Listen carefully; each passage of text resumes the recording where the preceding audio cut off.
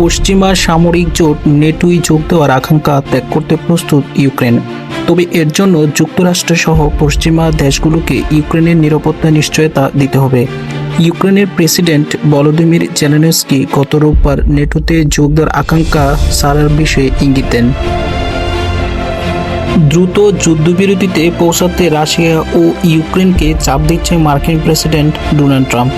তবে ট্রাম্পের 20 দফা মেনে যুদ্ধবিরতিতে পৌঁছাতে সবচেয়ে বেশি চাপের মুখে রয়েছে জেলেনস্কি। বার্লিন বৈঠকের আগে জেলেনস্কি বলেন, নেটোর সদস্যপদের দাবি থেকে সরে আসা কিয়েভের পক্ষ থেকে একটি ছাড়।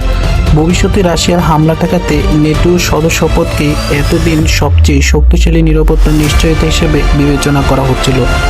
এর বদলে এখন যুক্তরাষ্ট্র, ইউরোপীয় অংশীদার ও অন্যান্য মিত্র দেশ চাইলে ইউক্রেনকে আইনগতভাবে বাধ্যতামূলক নিরাপত্তা নিশ্চয়তা দিতে পারে। রাশিয়ার সঙ্গে যুদ্ধবিরতিতে পৌঁছাতে বার্লিনের আলোচনা চালিয়ে যেতে সম্মত হয়েছে জেলেনস্কি।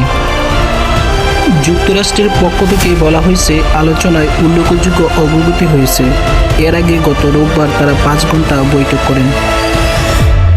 ক্রেমলিনের পক্ষ থেকে গতকাল আলোচনায় ইউক্রেনের নেটোতে যোগ না দেওয়ার বিষয়টি একটি মৌলিক প্রশ্ন বলা হয়।